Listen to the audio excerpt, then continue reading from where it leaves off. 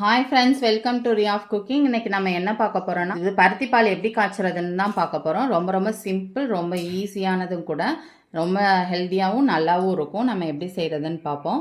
First வந்து பருத்தி விதையை வாங்கி நம்ம ஊற வச்சுக்கணும். 8 மணி நேரம் அளவுக்கு ஊற வச்சுக்கணும். 8 மணி நேரம் ஊறணும். நீங்கள் நைட் ஊற போட்டிங்கன்னா காலையில் எடுத்து நம்ம இதை சமைக்கிறதுக்கு சரியாக இருக்கும். இல்லை காலையில் ஊற போட்டிங்கன்னா சாயந்தரம் இந்த மாதிரி நீங்கள் ஊற போட்டுக்கலாம். நான் வந்து நைட்டு ஊற போட்டு இப்போ வந்து நான் இதை ரெடி பண்ணிகிட்ருக்கேன். இங்கே பாருங்கள், 8 மணி நேரம் ஊறினதுக்கப்புறம் இந்த மாதிரி இருக்கும். நம்ம வந்து இதை எடுத்து நம்ம மிக்சி ஜாரில் போட்டு அரைச்சி பால் எடுத்துக்கலாம். ஃபஸ்ட்டு இதுக்கு தேவையானது வந்து பருத்தி விதை 100 எடுத்திருக்கேன், 100 கிராமு. அதை ஊற வச்சு எடுத்து வச்சுருக்கேன். சும்மா கொஞ்சமாக இவ்வளோ மட்டும் அரிசியை எடுத்து நான் ஊற வச்சுருக்கேன். பச்சரிசிலாம் இது வந்து 1 hour ஊறுனா போதும். அதே மாதிரி சுக்கு ஒரு பீஸும், ஏலக்காய் ஒரு 3 பீஸும் எடுத்திருக்கேன். 2 சில்லு தேங்காய் எடுத்திருக்கேன். 100 பருத்தி விதைக்கு வந்து நம்ம வந்து 250 1/4 கிலோ அளவுக்கு மண்டை வெல்லம் எடுத்திருக்கேன். இப்போ வந்து நம்ம எப்படி செய்கிறதுன்னு பார்ப்போம். ஃபஸ்ட்டு வந்து நம்ம பருத்தி விதையை வந்து அரைச்சி எடுத்துக்கலாம் மிக்சியில் போட்டு. இப்போ கொஞ்சமாக தண்ணி ஊற்றி இதை நம்ம மிக்சி ஜாரில் போட்டு அரைச்சி எடுத்து பால் எடுக்க போகிறோம்.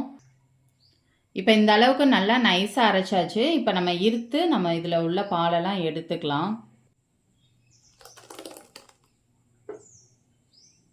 பாருங்கள், ஃபஸ்ட்டு நான் அந்த அரைச்சி வச்சதை ஃபுல்லாக இந்த அளவுக்கு பால் நமக்கு கிடச்சிருக்கு. இப்போ வந்து அந்த சக்கையில் இன்னும் கொஞ்சம் தண்ணி ஊற்றி நம்ம அதை மறுபடியும் புழிஞ்சோம்னா இன்னும் கொஞ்சம் பால் கிடைக்கும். அதனால நம்ம மறுபடியும் அந்த சக்கையை வேஸ்ட் பண்ணாமல் அதில் இன்னும் கொஞ்சம் தண்ணி ஊற்றி நம்ம அந்த பாலை எடுத்துக்கலாம். இப்போ நமக்கு 2 தடவையும் பால் எடுத்து நமக்கு இவ்வளோ பால் கிடச்சிருக்கு. இது ஒரு பக்கம் இருக்கட்டும். நம்ம வந்து இந்த பச்சரிசி ஊற வச்சுருந்தோம்ல, பச்சரிசியும் கொஞ்சமாக தண்ணி ஊற்றி மிக்சியில் அடித்து எடுத்துருக்கலாம். பச்சரிசியும் நல்லா மையாக அரைச்சாச்சு. இப்போ இதையும் நம்ம வந்து இருத்து எடுத்துக்கணும், அப்படியே ஊற்றக்கூடாது. நம்ம எப்படி அந்த பருத்தி விதையை இருத்து எடுத்தோமோ அந்த மாதிரி இதையும் இருத்து எடுத்துக்கலாம். இப்போ நம்ம இதையும் இருத்து எடுத்தாச்சு. இதையும் தனியாக வச்சுக்கலாம். இப்போ வந்து தேங்காவை அரைச்சி எடுத்துக்கலாம். இப்போ இந்த தேங்காய், சுக்கு, ஏலக்காய் இது 3ஐயும் சேர்த்து போட்டு ரொம்ப வலுவலுன்னு இருக்க வேண்டாம், கொஞ்சம் பூ மாதிரி கொஞ்சம் குறக்குறனே அரைச்சி எடுத்துக்கலாம். இந்த அளவுக்கு அரைச்சி எடுத்துக்கிட்டாச்சு. இப்போ வாங்க நம்ம எல்லாத்தையும் அரைச்சி எடுத்தாச்சு. இப்போ நம்ம எப்படி செய்கிறதுன்னு பார்ப்போம். இப்போ ஒரு சட்டியில் வந்து நம்ம ஃபஸ்ட்டு பாலை, இந்த பருத்தி விதை அரைச்சி வச்சுருந்தோம்ல அந்த பாலை வந்து சேர்த்துக்கலாம். சேர்த்து அதை ஃபஸ்ட்டு கொதிக்க விட்ட பிறகு தான் அதுக்கப்புறமா வேறு எது போடுறதுனாலும் போடணும். இப்போ இதோட ஒரு அரை செம்பு அளவுக்கு மட்டும் தண்ணி ஊற்றிக்கலாம்.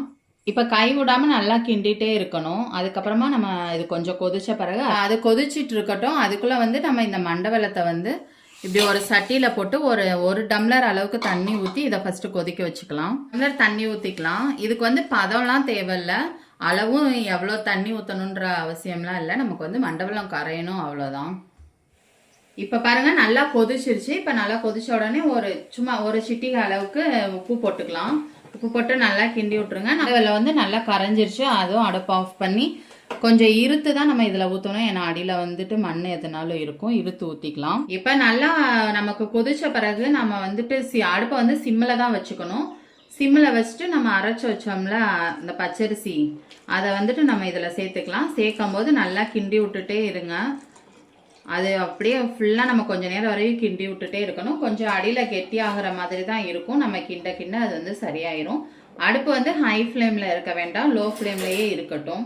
இப்போ இது ஃபுல்லாக நல்லா ரெடி ஆயிடுச்சு. நமக்கு அரிசியும் ஊற்றி நமக்கு நல்லா ரெடி ஆயிடுச்சு. இப்போ வந்து நம்ம தேங்காய், சுக்கு இதெல்லாம் அரைச்சி வச்சுருந்தோம்ல, ஏலக்காய்லாம் அதையும் சேர்த்துக்கலாம். இப்போ நமக்கு இது கொதிச்ச பிறகு நம்ம வந்து இந்த மண்டை வெல்லத்தை வந்து உள்ளே சேர்த்துக்கலாம். கொஞ்சம் நேரம் நல்லா கொதிக்கட்டும். கொதிச்சிச்சுன்னா நமக்கு சூப்பரான சுவையான பருத்தி பால் ரெடி ஆயிரும். பாருங்கள், நமக்கு சூப்பரான சுவையான இது பருத்தி பால் சூப்பராக ரெடி ஆயிடுச்சு. அவ்வளோதான். நம்ம எல்லாத்துமே மிக்ஸ் பண்ணி நமக்கு ஒரு கொதிச்சிச்சுன்னா போதும். ரொம்ப நேரம் கொதிக்க வேண்டாம். ரொம்ப நேரம் கொதிச்சிச்சுன்னா அது வந்து ஒரு மாதிரி கடுத்த மாதிரி ஆயிரும்.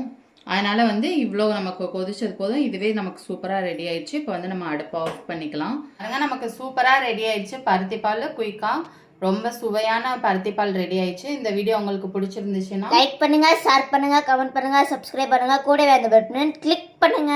Thank you friends.